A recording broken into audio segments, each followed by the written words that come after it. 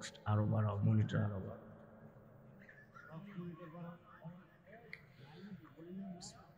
قال يا أبت افعل ما تؤمر قال يا أبت افعل ما تؤمر ستجدني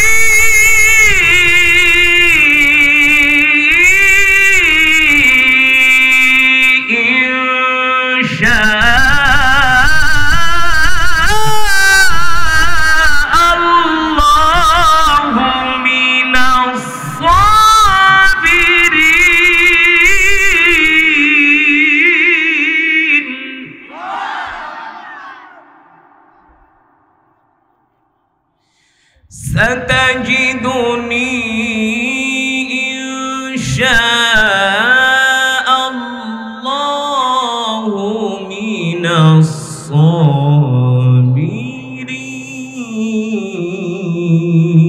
الصابرين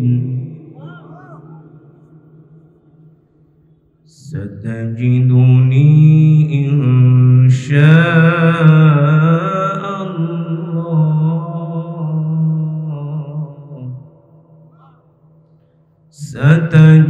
ستجدني إن شاء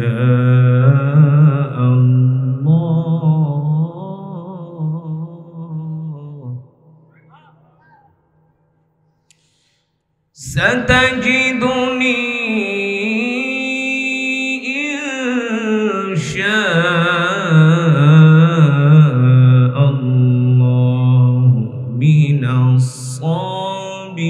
الصابرين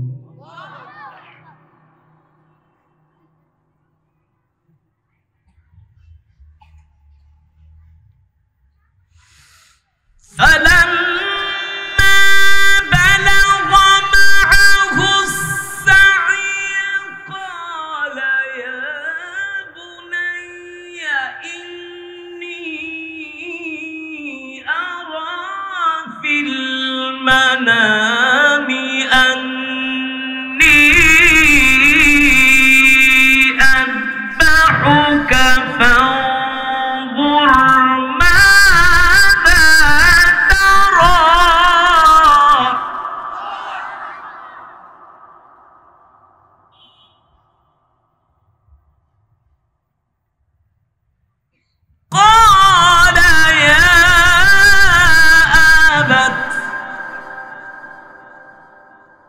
قال يا أبت افعل ما تؤمر ستجدني إن شاء الله من الصابرين قال يا أبت افعل ما تؤمر ستجدني إن شاء الله من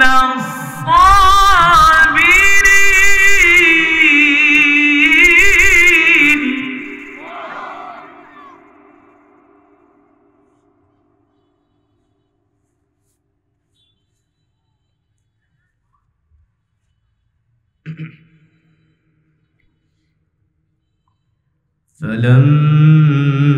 فلما أسلما وتله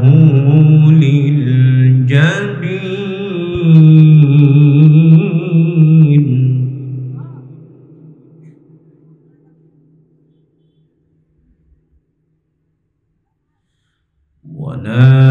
وناديناه أن يا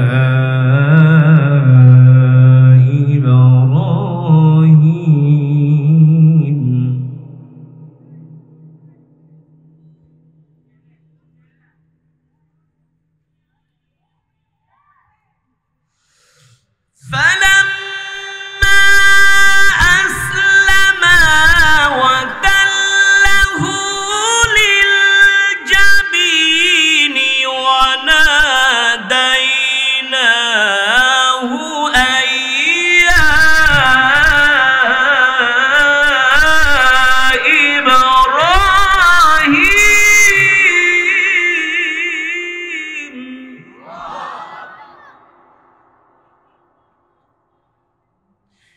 قد صدقت الرؤيا قد صدقت الرؤيا إنا كذلك نجزي المحسنين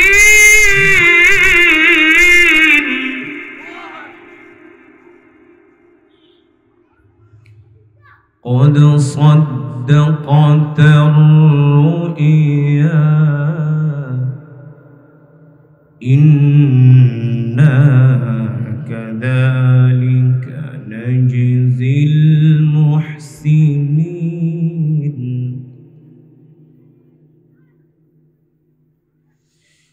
إن هذا لهو البلاء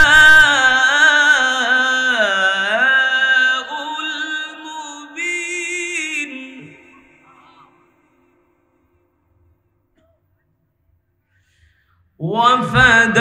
وفديناه بذبح عظيم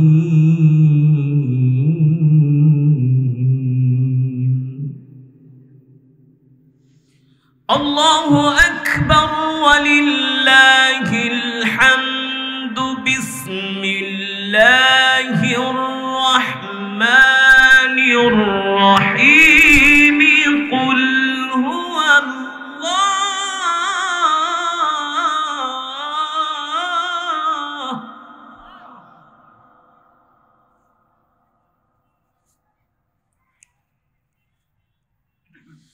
بسم الله الرحمن الرحيم قل هو الله أحد الله الصمد لم يلد ولم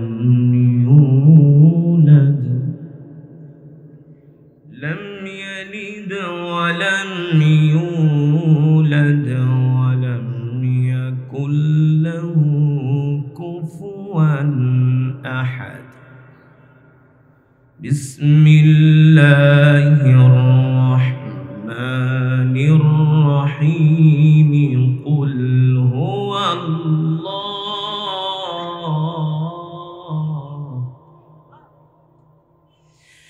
بسم الله الرحمن الرحيم قل هو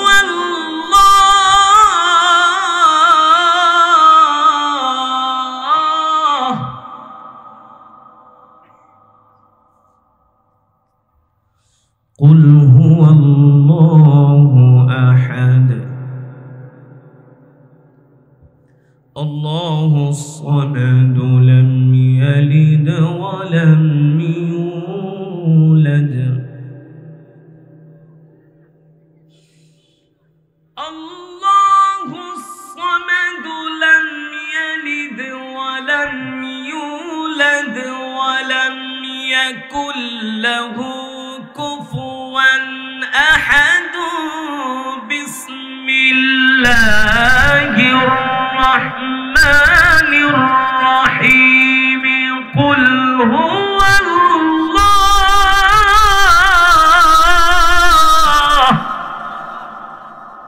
وقال إني ذاهب إلى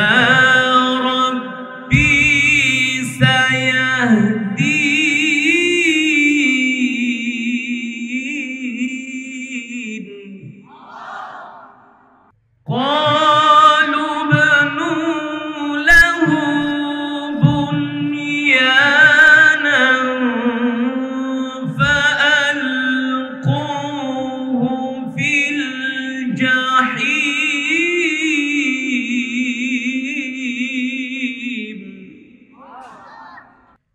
فأرادوا به كيدا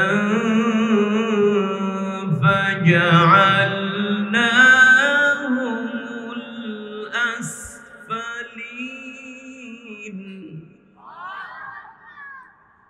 وقال إني ذاهب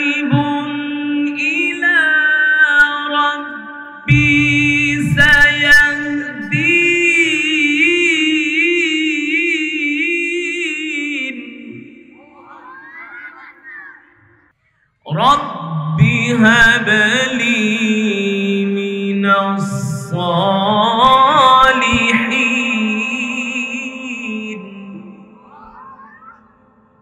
রব্বি হাবলি মিনাস সালিহিন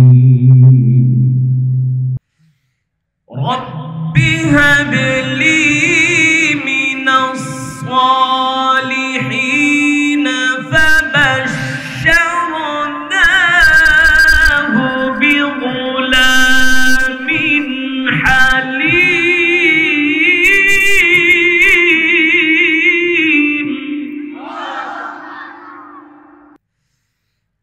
فلما بلغ معه السعي قال يا بني إني أرى في المنام أني أذبحك فانظر ماذا ترى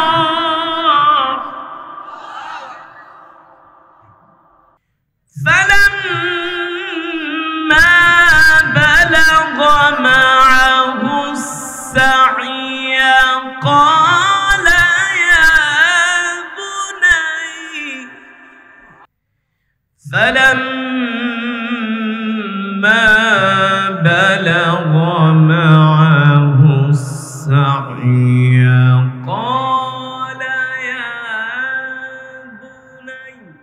قال يا بني إني أرى في المنام أني أذبحك فانظر ماذا ترى قال يا بني إني أرى في المنام أني أذبحك فانظر ماذا ترى بسم الله الرحمن الرحيم قل هو الله أحد الله الصمد لم يلد ولم يولد ولم يكن له كفوا أحد لم يلد ولم يولد ولم يكن له كفوا أحد صدق الله العلي العظيم আমরা সকলেই বলি আলহামদুলিল্লাহ আর ঈমানি আওয়াজ দিয়ে পড়ি আলহামদুলিল্লাহ ঈমানদার মুসলমান সমস্ত প্রশংসা কার জন্য আরো জোরে বলি কার জন্য একমাত্র মহান রব্বুল আলামিনের জন্য যিনি আমাদেরকে সৃষ্টি করেছেন ঠিক কিনা বলেন মুসলমান আমাদের হায়াতের মালিক কে আমাদের রিজিকের মালিক কে ডক্টর ইউনূস আমাদের রিজিকের মালিক Trump Modi Putin Xi Jinping কে জোরে বলেন দেখবেন অনেক রাষ্ট্রপ্রধানরা বলে আমাদের দেশের রাষ্ট্রপ্রধানরাও মাঝে মাঝে বলে আমরা 18 কোটি মানুষকে খাওয়াই আমরা বলে না বলে আমি 18 কোটি মানুষকে খাওয়াই আরে ফকুন্নি তোরই তো খাওয়ায় আল্লাহ ঠিক কিনা বলেন তোর 14 গোষ্ঠী খাওয়ায় কে পৃথিবীর কোন মানুষ মানুষকে খাওয়াতে পারে না রিজিকের মালিক আল্লাহ তাআলা হায়াতের মালিক আল্লাহ তাআলা আসমানের মালিক কোরআনে আছে কি আছে না আসমান কার জমিন কার কোরআনে আছে কি আছে না কয়টা আসমান কয়টা 7টা। আসমানগুলো বানাইতে যে আল্লাহ তাআলা কয়েক কোটি খুঁটি ব্যবহার করছে। মিয়া, খুঁটি ছাড়া কি আসমান থাকে নাকি? এই যে প্যান্ডেলটা বানাইছে, খুঁটি আছে কি আছে না? কয়টা? অনেকগুলো, গণার দরকার নেই, অনেকগুলো খুঁটি আল্লাহ তাআলা এই প্যান্ডেলটা বানানোর জন্য অনেকগুলো খুঁটিকে ব্যবহার করা হয়েছে। কিন্তু আপনার আমার রব সারা পৃথিবীর মালিক, একচ্ছত্র ক্ষমতার মালিক, হায়াতের মালিক, রিজিকের মালিক আল্লাহ সুবহানাহু ওয়া তাআলা খুঁটিবিহীন আমাদের মাথার উপরে 1টা নয়, 2টা নয়, 3টা নয়, 4টা নয়, 5টা নয়, 6টা নয়, 7টা আসমান বানিয়েছে। অবিশ্বাসী, নাস্তিক, মুরতাদ, বেনামাজি, গাঁজাখোর ওরা এগুলা নিয়ে চিন্তা করে না। করে? গাঁজাখোরা চিন্তা করে না, ফেন্সিডিল খোরা চিন্তা করে না, গাঁজা খায় আর কয় আমি রাজা, আমি রাজা। গাঁজা খাইতে গিয়ে তোর জীবন শেষ। মসজিদেও আসে না, ওয়াজ মাহফিলও আসে না। আছে কি আছে না? এই এলাকায় অনেক যুবক আছে, মুসলমান আছে, সবাইকে ওয়াজে আসছে? আপনারাই বলেন যে কোরআন আমি তেলাওয়াত করলাম আল্লাহ তাআলার জবানের কালাম, কালামুল্লাহ। কার কথা? আল্লাহ তাআলার কথা। এই কোরআনের তেলাওয়াত শোনার পরে কোনো মানুষ কি ঘরে বসে থাকতে পারে? চায়ের দোকানে থাকতে পারে? যে চায়ের দোকানে বসে চা খাচ্ছে, আড্ডা মারছে, আসলে ওর ইমানের পাওয়ার নাই। ওই হলো গরু খাওয়া মুসলমান। ওই হলো কি? গরু খাওয়া মুসলমান, কুলাঙ্গার। মসজিদে আসে না, নামাজে আসে না, ওয়াজ মাহফিলে আসে না। ওরা মনে করে এই দুনিয়াটা খাও দাও, ফুর্তি করো, দুনিয়াটা মস্ত বড়। অথচ এই পৃথিবী থেকে কত মানুষ অকালে হারিয়ে যাচ্ছে, ঠিক কিনা? কত ইয়াং যুবকগুলো মারা যাচ্ছে স্ট্রোক করে। মরছে কি মরছে না? আমি বলি এই সমাজে কিছু মুসলমান আছে, ওরা আবু জেহেলের চেয়েও নিকৃষ্ট। কার চেয়ে? আবু জেহেলের চেয়ে নিকৃষ্ট। আবু জেহেল কাফের হইয়াও আল্লাহ রসুলের কোরআন শুনতে আসতো, কাফের হইয়াও। আবু তালেব রসুলের চাচা, কাফের হইয়াও কোরআনের পক্ষে ছিল। কাফের হইয়াও আবু তালেব কোরআনের পক্ষে ছিল। কিন্তু কিছু মুসলমান হইয়াও মুসলমানের সন্তানরা কোরআনের মজমায় আসে না, মসজিদে আসে না, দিনের কাজে তাদেরকে পাওয়া যায় না, ঠিক কিনা বলেন? ওদেরকে পাওয়া যায় চায়ের দোকানে বৈশা 3 ঘন্টা বিড়ি খাইবো আর বাংলা সিনেমা দেখবো। আছে কি আছে? আপনাদের নবীনগরে নাই না? সব আল্লাহওয়ালা দোকানে বৈশা 3 ঘন্টা চা খায় আর বিড়ি টানে একটার পর একটা। এক দোকানে বসতে পারে না 10 জন, সেই জায়গায় 30-40 জন বৈশা ধুমায় টানতাছে। ওই দোকানটাই তো একটা জাহান্নাম হয়ে গেছে। একটা ছোট দোকানে 30-40 জন মানুষ বৈশা যদি বিড়ি টানে, ওইটা আর ঘর থাকে, দোকান থাকে, ওইটা তো একটা জাহান্নামের টুকরা, ঠিক কিনা বলেন? কিন্তু মুসলমান এই যে যারা কোরআনের মজমায় আসছেন, কোরআনুল কারীমের তেলাওয়াত করলাম, আপনারা কোরআনুল কারীমের তেলাওয়াত শুনেছেন। এই কোরআনুল কারীমের তেলাওয়াত শোনার কারণে আল্লাহ তাআলা আপনার আমার আমাদের সকলের আমল নামায় কম পক্ষে 10টি করে নেকি দান করেছেন। কয়টা করে নেকি? আমি যদি 10,000 শব্দ তেলাওয়াত করে থাকি, 10,000-কে 10 দিয়া গুণ দেন, কত হয়? মাশাআল্লাহ। হুজুরে কইলাইছে 1 লাখ, আপনারা পারলেন না। হুজুর বলেছে 1 লাখ, আপনারা পারলেন না। পারবেন কই থেকে? ধান্দা তো অন্যদিকে। আমি যদি 20,000 শব্দ তেলাওয়াত করে থাকি, 20,000-কে 10 দিয়া গুণ দেন, 2 লাখ। ফর এক্সাম্পল, শুধু এখানেই শেষ না রে যুবক, এই কোরআনের মজমায় যারা উপস্থিত হয়েছেন, আল্লাহ তাআলা সকলের আমল নামায় পূর্ণ 1 খতম কোরআনুল কারীমের সওয়াব দান করেছেন। সুবহানাল্লাহ। কিভাবে বলতে পারবেন? সূরাতুল ইখলাস। আরে মিয়া, নবীনগরের মানুষ কি বলত নাকি মিয়া? খালি চুপ করে বসে থাকে। কথা বলতে হবে তো। যতক্ষণ করব ওয়াজ আপনারা দিবেন আওয়াজ, যতক্ষণ বয়ান চলবে ময়দান কাঁপবে। কি কাঁপবে? নাস্তিক, মুরতাদ, বেঈমান, যারা ইসলামের দুশমন, যারা কোরআনের দুশমন, ওরা যাতে বুঝতে পারে মুসলিমের ঈমানের পাওয়ার শেষ হয় না।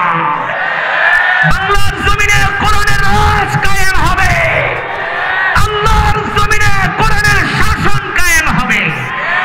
ঠিক কিনা বলেন? যে কোরআন আমি পড়েছি, আল্লাহ তাআলা কোরআনুল কারীমের মধ্যে বলছেন আলা লাহুল খালকু ওয়াল আমর তাবারাকাল্লাহু রব্বুল আলামিন। আমি যে কোরআনুল কারীম তেলাওয়াত করলাম, এই কোরআন শুধু তেলাওয়াতের জন্যই নাজিল হয় নাই, এই কোরআন শুধু তাবিজ লেখার জন্য নাজিল হয় নাই, এই কোরআন শুধু পানি পড়ার জন্য নাজিল হয় নাই।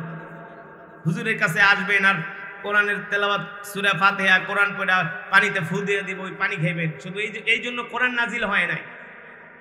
বাপ মরে গেছে, 40 দিন পরে নবীনগরের সব ইমাম দাওয়াত দিয়া 10টা গরু জবাই করায়া জনমের মতো খিচুড়ি খাইবেন, 40টা করবেন। এই কারণে শুধু কোরআন নাজিল, এই কারণে কোরআন নাজিল হইছে না, প্রশ্নই আসে না। এগুলোই করলে কোরআনের হক আদায় হয় না। কোরআনের হক আদায় করতে হলে রক্ত দিতে হয়, জীবন দিতে হয়। ঠিক কিনা বলে? যেমন সাহাবায়ে কেরাম করেছে। অনেকে মনে করে একটু কোরআন পড়া নামাজ পড়া মইরা গেলে বেহেশতে যামুগা। বেহেশতটা কি টাঙ্গাইলের চমচম? ফেরেশতারা পিটায় লাল করে ফেলাইবে। 5 ওয়াক্ত নামাজ পড়ে বেহেশতে যাইবগা। তাই সাহাবীরাও তো নামাজ পড়ছে, সাহাবারাও তো, তাদের তো আমাদের ঈমানের চেয়ে কোটি কোটি গুণ ঈমান তাদের মজবুত ছিল। কোনদিন সাহাবীরা আল্লাহর হুকুম একটা বিধানও ছেড়ে দেয় না। তারপরেও সাহাবীরা ময়দানে যায় নিজের জীবন দিয়ে দিছে, শহীদ হয়ে গেছে, শহীদ। কেন? এর কারণ কি? এর কারণ হলো আমি যে কোরআনুল কারীমের তেলাওয়াত করলাম, আল্লাহ রাসূল বিশ্বনবী রাহমাতুল লিল আলামিন যখন এই কোরআন পড়তেন, মক্কার কাফেররা কোরআনের তেলাওয়াতে বাধা দিত। কে করত? শুধু মক্কার কাফেররাই বাধা দেয় নাই, তাদের নাতিপুতেরাও বাধা দিছে, দেয় নাই? আল্লাহ রাব্বুল আলামিন ডাক দিয়া বলে, হাবিব আপনি মক্কার কাফেরদেরকে ভয় পাবেন না, বুক উঁচু করে ঘোষণা করে দেন আলা লাহুল খালকু ওয়াল আমর তাবারাকাল্লাহু রাব্বুল আলামিন। এ মক্কার কাফেররা শুনে রাখো, আজ থেকে আমি আল্লাহর পয়গম্বর মুহাম্মদ সাল্লাল্লাহু আলাইহি সাল্লাম ঘোষণা করতেছি, সৃষ্টি যার আইন চলবে তার। সৃষ্টি যার আইন চলবে তার, জমিন যার বিধান চলবে তার। ঠিক কিনা বলেন? হ্যাঁ, যতদিন পর্যন্ত আল্লাহ তাআলার জমিনে আমরা আল্লাহর কোরআনের রাজ কায়েম করতে না পারবো, ততদিন কোরআনের হক আদায় করা সম্ভব। এই জন্যই আল্লাহ রাসূলের সাহাবীরা আল্লাহ তাআলার কোরআনের জন্য সময় ব্যয় করেছেন, আল্লাহর রাস্তায় মাল খরচ করেছেন, জান দিয়েছেন। এই কোরআনকে সাহাবীরা এত বেশি ভালোবাসতেন, এত বেশি কোরআন পড়তেন। আল্লাহ রাসূলের সাহাবী সাইয়্যিদনা আবু বকর সিদ্দিক রাদিয়াল্লাহু তাআলা আনহু রাত্রবেলা অর্ধেক রাত্র ঘুমাতেন আর অর্ধেক রাত্র কোরআনুল কারীমের তেলাওয়াত করে কাটিয়ে দিতেন। আল্লাহর নবী বিশ্বনবী একদিন ঘর থেকে বের হলেন গভীর রজনীতে। রাহমাতুল লিল আলামিন আজকে বলেন, আমি দেখবো আমার আবু বকর রাত্রবেলা কি করে, শুধু কি নাক টাইনা ঘুমায় নাকি আল্লাহর ইবাদত করে। সুবহানাল্লাহ বলেন। রাহমাতুল লিল আলামিন বলেন, আমি ঘর থেকে বের হইয়া আবু বকরের বাড়ির দিকে যাইতেছি। কনকনে ঠান্ডা শীতের রাত, গভীর রজনী, আমি আবু বকরের বাড়ির দিকে যাচ্ছি। যখন আমি আবু বকরের বাড়ির কাছে গেলাম, আবু বকরের বাড়ির ঘরের দরজার সাথে আমি কান লাগালাম, আর আমার কানের মধ্যে আওয়াজ আসতেছে। আমার আবু বকর রাত্রবেলা ঘুমায় না, আমার আবু বকর রাত্র জেগে জেগে আল্লাহর কোরআন পড়তেছে। আল্লাহর নবী বলে, এবার তো দেখলাম আবু বকরকে, আরেকজন বাকি আছে, নাম কি? শুধু ওমর বলবেন না, ওমর ইবনুল খাত্তাব রাদিয়াল্লাহু তাআলা অথবা হযরত ওমর, সাহাবায়ে কেরামের যখন নাম নিবেন তখন আজমতের সাথে মহব্বতের সাথে নাম নিতে হবে, ঠিক কিনা বলেন? কারণ যেই সাহাবীদের বুকের তাজা রক্তের বিনিময়ে আমরা ইসলাম পেয়েছি, তাদের বুকের তাজা রক্ত যদি না দিত এই পৃথিবীর জমিনে ইসলাম কায়েম হতো। বিশ্বনবী বলেন, আমি এবার ওমরের বাড়িতে যাওয়ার সিদ্ধান্ত নিলাম। আল্লাহর নবী বলেন, আমি ওমরের বাড়ির দিকে হেঁটে হেঁটে যাচ্ছি। গভীর রজনী, কনকনে ঠান্ডা শীতের মধ্যে আমি কম্বল পেঁচি ওমরের বাড়ির দিকে যাচ্ছি। এখনো আমি ওমরের বাড়ি পর্যন্ত যাই নাই। ওমরের বাড়ি থেকে কম হলেও 300-400 হাত দূর থেকে আমি আওয়াজ পাচ্ছি, আমার ওমর রাত্রবেলা ঘুমায় না, গভীর রজনীতে ওমর জোরে জোরে কোরআন পড়তেছে, জোরে জোরে কোরআন পড়ছে। আমিরুল মুমিনিন খলিফাতুল মুসলিমিন হযরত ওমর ইবনুল খাত্তাব রাদিয়াল্লাহু তাআলা গভীর রজনীতে কোরআন পড়তেছেন। আর আমরা তো গরু খাওয়া মুসলমান, গভীর রজনীতে কোরআন তো দূরের কথা, মাগার ফজরের নামাজই পড়ে না, সব গাঞ্জা খায় আর বিড়ি খায়া ঘুমায়। কথা কয় না, কথা কয় না? গাঞ্জা খায়া বিড়ি খায়া ঘুমায়, ফজরের নামাজ পড়ে না। আবার ফজর তো পড়েই না, সকালবেলা উঠা বাথরুমে যায় ও বিড়ি টানে। এমন কপাল পোড়া আছে কি আছে না? নাই? বাথরুমে যায় বিড়ি টানে। সি, আল্লাহ ওদের হেদায়েত নসিব করুন। ও মুসলমান, এইভাবে করে সাহাবায়ে কেরাম কোরআনকে ভালোবাসতেন। বৃহত্তর এই বিবারিয়ার সন্তান, রাজপথের লড়াকু সৈনিক ছিলেন, বাতিলের জম, আমাদের আকাবের, আমাদের রাহবার আল্লামা মুফতি ফজলুল হক আমিনী রহমতুল্লাহি আলাইহি। তিনি মৃত্যুর আগে একটা কিতাব লিখে গিয়েছেন কোরআনের উপরে, ফাজাইল কোরআন। আমিনী রহমতুল্লাহি আলাইহিকে যখন গৃহবন্দী করা হলো, ওই অবস্থায় তিনি গৃহবন্দী অবস্থায় একটা কিতাব লিখেছেন শুধু কোরআনের ফাজাইলের উপরে। ওই কিতাবটা আমি একদিন মোতালা করতে যায় দেখলাম, সাহাবী, আল্লাহ রসুলের একজন সাহাবী ছিলেন, তার নাম হলো আবু মুসা আশআরী রাদিয়াল্লাহু তাআলা। তিনি ছিলেন কোরআনের কারি, তিনি ছিলেন। আর আল্লাহ রসুল রহমতুল্লিল আলামিন তিনি কোরআনের কারীদেরকে সবসময় ভালোবাসতেন। যখন সাহাবীরা কোনো এক মজমায় বসতেন, যখন কোরআনের কারীরা আসতো, আবু মুসা আশআরী, হযরত কাব, উবাই ইবনে কাব রাদিয়াল্লাহু তাআলা আনহু, এমন কোরআনের কারীরা যখন আসতো, আল্লাহ রাসূল ওই কোরআনের কারীদেরকে আগে বসতেন। আল্লাহ রাসূল কোরআনের কারী সাহাবীদেরকে এত ভালোবাসতেন। কোরআনের কারী সাহাবী আবু মুসা আশআরী রাদিয়াল্লাহু তাআলা আনহু একদিন মসজিদে নববীতে বৈশা বৈশা কোরআন পড়তেছেন। বর্তমানে মসজিদে নববী তো আধুনিক মসজিদ, 1450 বছর আগে তো এমন মসজিদ ছিল, মরুভূমির মাঝখানে ছোট্ট একটা মসজিদ। আল্লাহ নবী ওই মসজিদের পাশ দিয়া সাহাবায়ে কেরামের বিশাল একটা জামাত নিয়ে যাচ্ছিলেন, হেঁটে হেঁটে যাচ্ছিলেন। হঠাৎ করে আল্লাহ রসুলের কানের মধ্যে, কান মোবারকে কোরআনের তেলাওয়াতের আওয়াজ ভাইসা আসতেছে। আল্লাহ নবী দাঁড়ায় গেলেন, সাহাবীদেরকে বললেন, দাঁড়াও, কিফ, দাঁড়াও, সামনে কদম দাঁড়াবা না। আল্লাহ রসুল দাঁড়িয়ে দাঁড়িয়ে সাহাবী আবু মুসা আশআরী রাদিয়াল্লাহু তাআলা আনহুর কণ্ঠে কোরআনুল কারীমের তেলাওয়াত শুনতেছে। এত চমৎকার তেলাওয়াত, হৃদয়গ্রাহী তেলাওয়াত। আল্লাহর নবী জিজ্ঞেস করে, ও সাহাবীরা রে, এত সুন্দর করে কে কোরআন পড়ে? সাহাবীরা বলে, সাহাবী আবু মুসা আশআরী। আল্লাহু আকবার।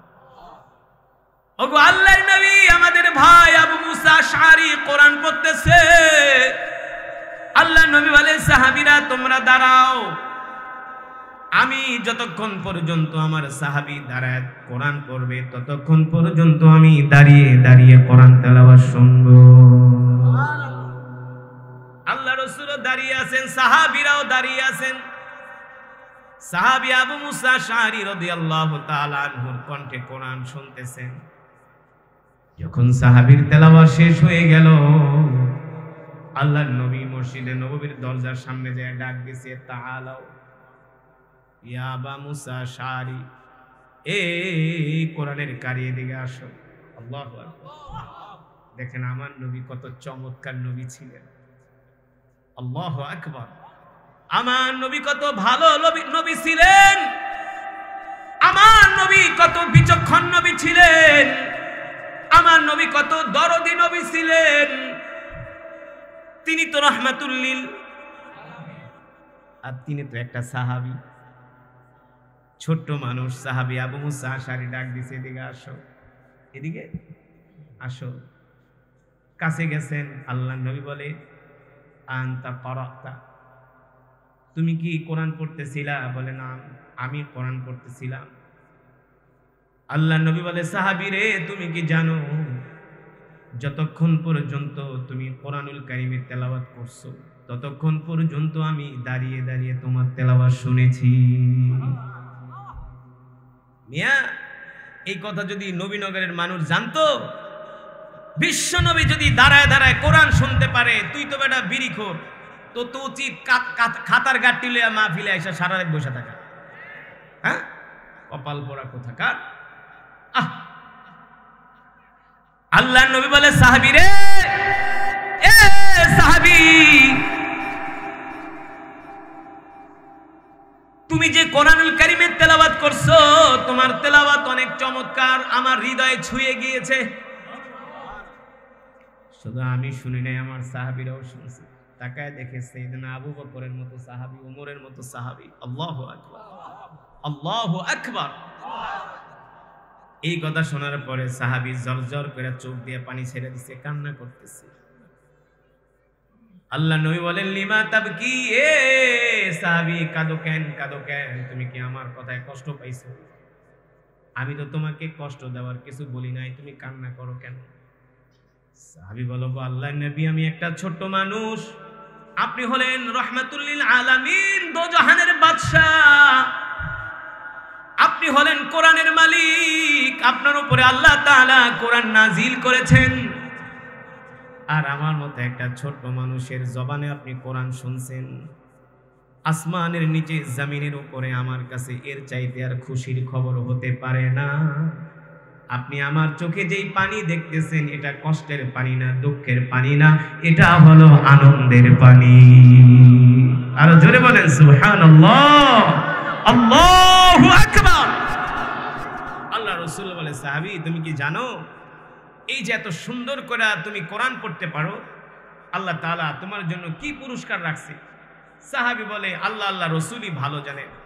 আল্লাহ নবী বলে, সাহাবী রে, এই যে তুমি এত সুন্দর করে কোরআন পড়তে পারো, এই কারণে আল্লাহ তাআলা তোমার জন্য জান্নাত রেডি করে রাখছে। এই কারণে মুসলমান, আমরা যদি সহজে আল্লাহ তাআলার জান্নাতে যেতে চাই, আল্লাহ তাআলার কোরআনের সাথে আমাদের সম্পর্ক করতে হবে। ঠিক কিনা বলেন? আল্লাহ তাআলার কোরআন আমাদেরকে শিখতে হবে, আমাদের সন্তানদেরকে কোরআন শিখাতে হবে, আমাদের ছেলে মেয়েদেরকে কোরআন শিখাতে হবে, ঘরের মধ্যে কোরআনের তেলাওয়াত চালু করে দিতে হবে। ফজরের পরে কোরআন তেলাওয়াত হবে, মাগরিবের পরে কোরআন তেলাওয়াত হবে। ওই ঘরে কোনো দুঃখ, কষ্ট, রোগ, ব্যাধি, বালা, মুসিবত থাকবে না, শুধু বরকত আর বরকত থাকবে। ঠিক কিনা বলেন? আমাদের ঘরগুলো হবে কোরআনের। সুতরাং আমরা নিজেরাও কোরআন পড়বো, আমাদের সন্তানদেরকেও কোরআন শিখাবো। রাজি আছেন ইনশাআল্লাহ? শুধু কোরআন নিজেরাই শিখবো না, সন্তানদেরকেও শিখাবো না, সংসদ থেকেও কোরআনের আইন পাস করতে হবে। কোরআন দিয়া রাষ্ট্র চলবে, কোরআন দিয়া মন্ত্রণালয় চলবে। চলবে, সচিবালয় চলবে, সেক্রেটারিয়েট চলবে, ঠিক কিনা বলে? কোরআন মিলাদ করার জন্য কোরআন না, খতম করার জন্য কোরআন না। কোরআন হবে সংসদ থেকে কোরআনের আইন পাশ হবে, সেই কোরআন অনুযায়ী দেশের অর্থনীতি চলবে, সমাজনীতি, রাষ্ট্রনীতি কোরআন অনুযায়ী চলবে, ঠিক কিনা বলেন? রাজি আছেন কি আছেন না? আল্লাহ তাআলা সকলকে তৌফিক দান করুন, কোরআনের তেলাওয়াত অধিক পরিমাণে করার তৌফিক দান করুন বলে আমিন। এই আশায় প্রত্যাশা ব্যক্ত করি আমি আমার আলোচনা এখানে শেষ করছি। সুবহানাকাল্লাহুম্মা বিহামদিকা আশহাদু আল্লা ইলাহা ইল্লা আনতা আস্তাগফিরুকা ওয়া আতুবু ইলাইক।